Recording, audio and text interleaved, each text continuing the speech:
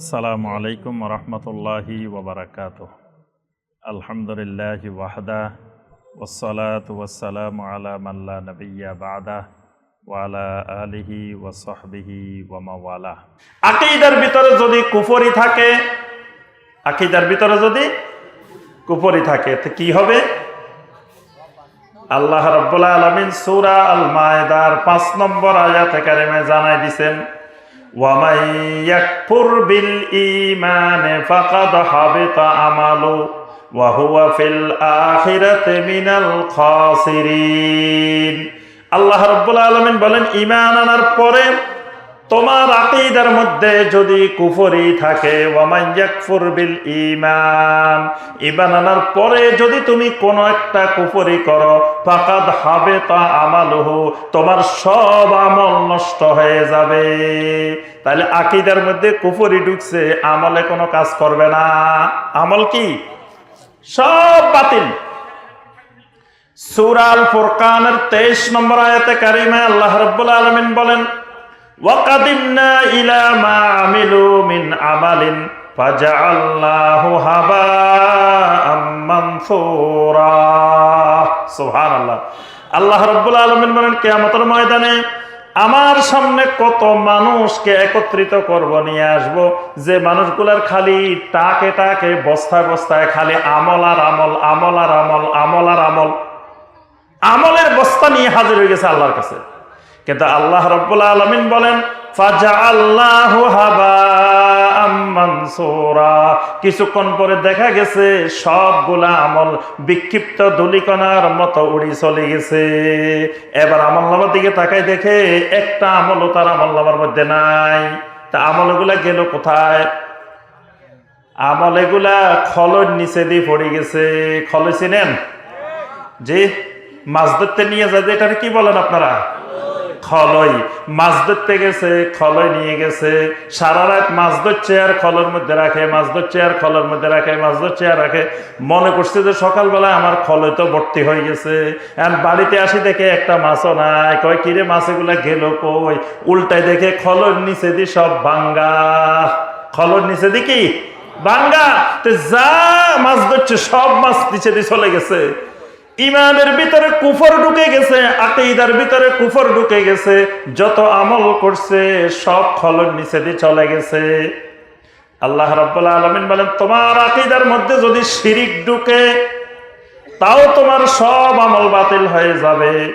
সূরা আজ-জুমারের 65 নম্বর আয়াতে কারিমায় আল্লাহ রাব্বুল আলামিন বলেন, আল্লাহ পাক বলেন, আমি সব নবীদেরকে ওহী নাজিল করে করে বলে দিছি, লাইন আশরাকতা লায়াহবাতান্না আমালুক, যদি শিরিক করো তোমার সব আমল বরবাদ হয়ে যাবে। তাহলে যদি আকীদার মধ্যে আকীদা সহি না হয়, আকীদা যদি কুফর মুক্ত না হয়, আকীদা যদি শিরিক মুক্ত না হয়, সমস্ত আমল কি হবে? বাতিল। সব আমল কিয়ামতের ময়দানে কোনো কাজে আসবে না, আকীদা সহি না করলে, আকীদা বিশুদ্ধ না করলে। এরপরে দেখেন, যদি আপনার আকীদার মধ্যে বেদাত থাকে, যদি আকীদার ভিতরে বেদাত থাকে, বেদাত ঢুকে, তাও আপনার সমস্ত আমল বাতিল হয়ে যাবে। মান আমিলা আমালান লাইসা আলাইহি আমরুনা ফাহুয়া রাদ্দুন। আল্লাহ রাসূল সাল্লাল্লাহু আলাইহি ওয়াসাল্লাম বলেন, কোন ব্যক্তি এমন আমল করলো যেই আমলটা আমি নবী করি নাই, আমার সাহাবীরা করে নাই, এই আমলটা রাদ্দুন, এর আমলটা বাতিল। তাহলে বোঝা যায় আকীদার মধ্যে কুফর থাকলে, শিরিক থাকলে, বেদাত থাকলে আমল কি হয়ে যায়?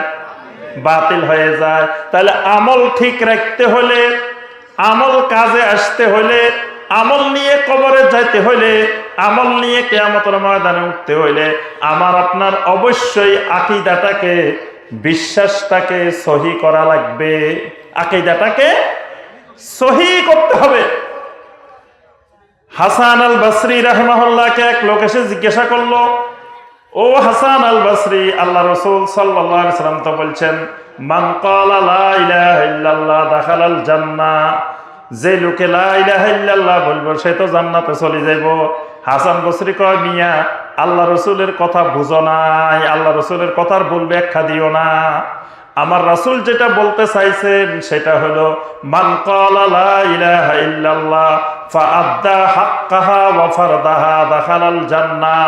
আমার রাসূল বলছেন শুধু লা ইলাহা ইল্লাল্লাহ বললে জান্নাতে যাবে না, লা ইলাহা ইল্লাল্লাহর হক আদায় করা লাগবে, ফরজ আদায় করা লাগবে, তারপরে দাখালাল জান্নাহ, তুমি জান্নাতে যাইবা। খালি লা ইলাহা ইল্লাল্লাহ বলে দিলে জান্নাতে যাবে না।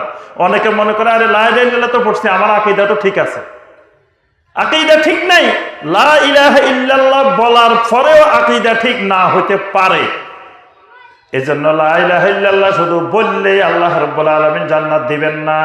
ফাআদ্দা হাক্কাহা ওয়া ফারদাহা, লা ইলাহা ইল্লাল্লাহর হক আদায় করা লাগবে, ফরজ আদায় করা লাগবে, তারপরে জান্নাত দেওয়া হবে।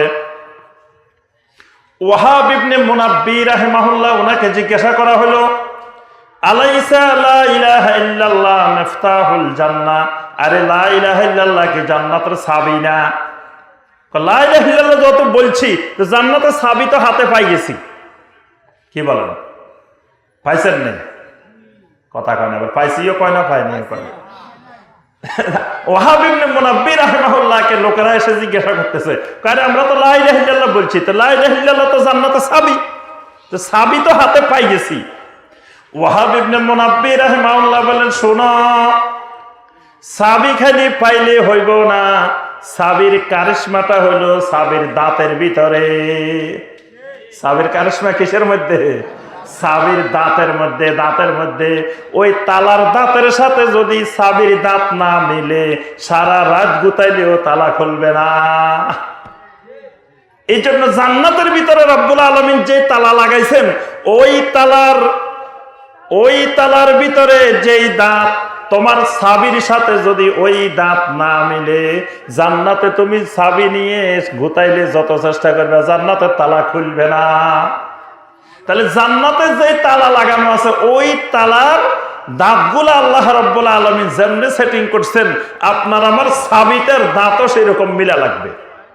একই চাবি, একই তালা, কিন্তু দেখবেন এক চাবি দিয়ে এক তালা খোলে না, আছে না? একই কোম্পানির তালা, একই দামের তালা, একই রকমের তালা লাগাইছে।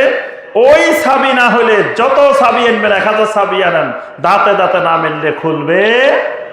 তাহলে লা ইলাহা ইল্লাল্লাহ বললে হবে না, লা ইলাহা ইল্লাল্লাহর আলোকে, লা ইলাহা ইল্লাল্লাহর দাবি অনুযায়ী সকলগুলো আকীদা বিশুদ্ধ করা লাগবে। দেখেন, আমি শুধু 2টা হাদিস শোনাই আপনাদেরকে। সহিহ মুসলিমের হাদিস, আপনার মুআবিয়া ইবনুল হাকাম আস-সুলামাই রাদিয়াল্লাহু তাআলা আনহু, তিনি বলেন যে একদিন আমি আমার এক দাসীকে আমি মারছিলাম, কয়েকটা থাপ্পড় মারছিলাম। কারণ ছাগল ছড়াইতে গিয়ে একটা ছাগল আপনার বাগে ধরে নিয়ে গেছে।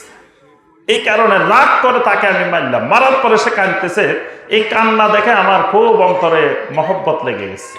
আমি চাইলাম আমার দাসীটাকে আমি আজাদ করে দিব। আল্লাহ রসুল সাল্লাল্লাহু আলাইহি ওয়াসাল্লামের কাছে আসলাম, আসি বললাম, ইয়া রাসূলুল্লাহ সাল্লাল্লাহু আলাইহি ওয়াসাল্লাম, আমি আমার দাসীটাকে আজাদ করে দিতে চাই। আল্লাহ রসুল সাল্লাল্লাহু আলাইহি ওয়াসাল্লাম বললেন, আমার কাছে নিয়ে আসো। নিয়ে আসা হলো। নবী সাল্লাল্লাহু আলাইহি ওয়াসাল্লাম তাকে জিজ্ঞাসা করলেন, ও দাসী, বলো দেখি, আইনাল্লাহ, কি বলো? আইনাল্লাহ, দাসী তুমি বলো আল্লাহ কোথায়? দাসীরে কি জিজ্ঞেস করছেন? আল্লাহ কোথায়? তাহলে বাঙালিরে জিজ্ঞেস করলে আল্লাহ কোথায়? বাঙালিকে খবরদার এই প্রশ্ন করিও না, ইমান চলি যাইব। আল্লাহ রাসূল সাল্লাল্লাহু আলাইহি ওয়াসাল্লাম দাসীকে ইমান পরীক্ষা করতেছেন কি দিয়ে? আইন আল্লাহ, বলো দেখি দাসী আল্লাহ কোথায়? এখন বাঙালিরে জিজ্ঞেস করেন আল্লাহ কোথায়? আল্লাহ সব জায়গায়। বাঙালি আল্লাহ কয়েকবারে জমিনে যত জায়গা আছে সব জায়গায় আল্লাহ আছে। কেউ কয় যত কল্লা তত আল্লাহ, নাউযুবিল্লাহ। কেউ কয় যত মাখলুক, সব মাখলুকের ভিতরে আল্লাহ ঢুকে গেছে। তাহলে দাসীকে আল্লাহ রাসূল সাল্লাল্লাহু আলাইহি ওয়াসাল্লামের জন্য জটিল প্রশ্নটা জিজ্ঞাসা করছেন, আইন আল্লাহ। দেখেন ওই জামানার দাসী সহি আকীদাটা কেমনে উত্তর দিছে। বলতেছে, আরে আল্লাহু ফিস সামা, আমার আল্লাহ তো আকাশে। আমার আল্লাহ কোথায়? ফিস সামা, আকাশ কিরকম আমি জানি না, আরশ কিরকম আমি জানি না, কিন্তু আমার আল্লাহ উপরে আছেন, আমার আল্লাহ আসমানে আছেন। কারণ আমার আল্লাহর কাছে কিছু চাইলে উপরের দিকে চাই, আমার আল্লাহর কাছ থেকে ওহী নাজিল হলে উপরের দিক থেকে নাজিল হয়। আমার নবী মেরাজে গেছেন উপরের দিকে, কিবলা পরিবর্তনের জন্য আমার নবী বারবার তাকাইছেন উপরের দিকে। তাহলে আল্লাহ কোথায়? ফিস সামা। আল্লাহ রাসূল সাল্লাল্লাহু আলাইহি ওয়াসাল্লাম জিজ্ঞেস করলেন মান আনা, এবার বলো দেখি আমি কে? কয় আনতা রাসূলুল্লাহ, যে আল্লাহ আকাশে আপনি ওই আল্লাহর রাসূল। সুবহানাল্লাহ। আল্লাহ রাসূল সাল্লাল্লাহু আলাইহি ওয়াসাল্লাম বলেন আতিকহা ফা ইন্নাহা মুমিনা, দাসীটারে আজাদ করে দাও, এই দাসী হলো সত্যিকারের ঈমানদার। সুবহানাল্লাহ। আল্লাহ রাসূল কিন্তু জিজ্ঞাসা করেন এই মেয়ে, এই দাসী তুমি কি লা ইলাহা ইল্লাল্লাহ পড়ছো? এটা জিজ্ঞেস করেন নাই। দেখেন এখানে ভালো করে হাদিসটা লক্ষ্য করেন, আল্লাহ রাসূল ঈমান পরীক্ষা করতেছেন। তো ঈমান পরীক্ষা করার জন্য কি মেয়েটারে কইছে এই দাসী বলো দেখি তুমি লা ইলাহা ইল্লাল্লাহ পড়ছো না? এটা বলেন নাই, কিন্তু বলছেন কি আইন আল্লাহ, বলো দেখি আল্লাহ কোথায়, বলো দেখি আমি কে। দুটা প্রশ্ন করছে। তাহলে বোঝা যায় লা ইলাহা ইল্লাল্লাহ বলার পরে আকীদা শুদ্ধ করা জরুরি, আকীদা সহি করা জরুরি। লা ইলাহা ইল্লাল্লাহ পড়ছেন, আল্লাহ কোথায় জানেন না, আল্লাহর নাম জানেন না, আল্লাহর সিফাত জানেন না, আল্লাহ সম্পর্কে কোনো জ্ঞান নাই, কিছুই জানেন না, তাহলে বোঝা যাবে আকীদা বিশুদ্ধ হয় নাই, সহি হয় নাই। যুদ্ধের ময়দানে নবী সাল্লাল্লাহু আলাইহি ওয়াসাল্লামের সাথে যুদ্ধ করার পরেও আকীদা বিশুদ্ধের কারণে কেউ জান্নাতে চলে গেছে, আকীদা বাতিল হওয়ার কারণে জাহান্নামেও চলে গেছে। দুইজন সাহাবীর নাম শুনেন, একজনের নাম হলো আমর ইবনে সাবেত আল উসাইরিম।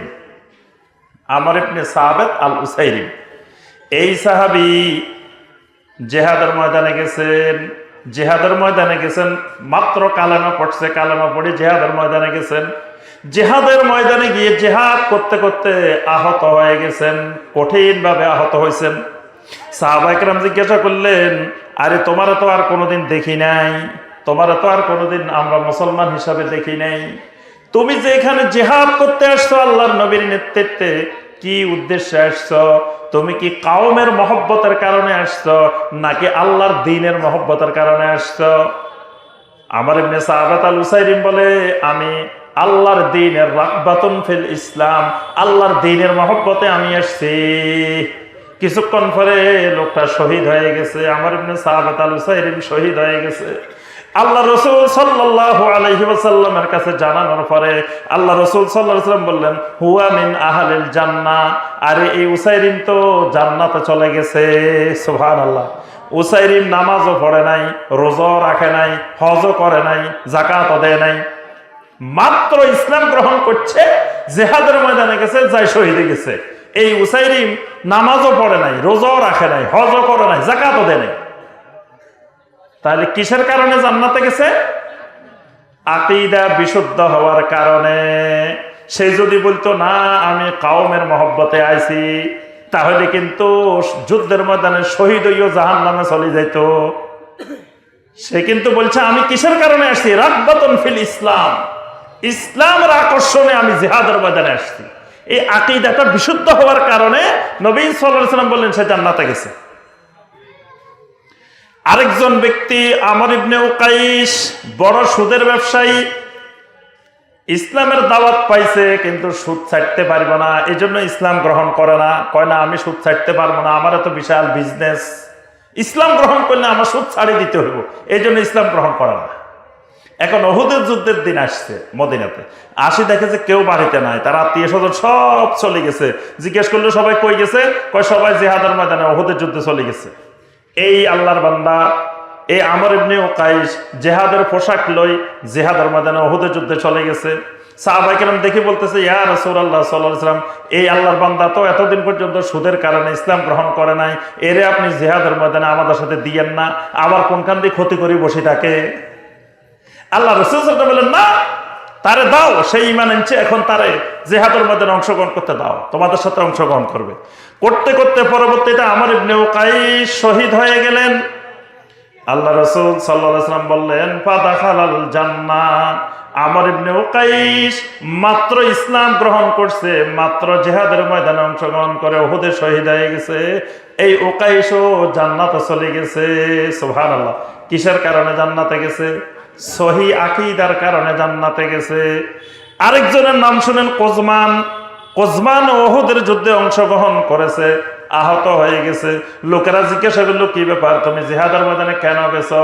বলে যে আমি আমার কাউমের প্রীতি, কাউমের মহব্বত, আমার এলাকার জাতীয়তাবাদ, আমার মদিনার মানুষ যুদ্ধে গেছে, মদিনার মানুষের সাহায্য করতে গেছি, ইসলামের না।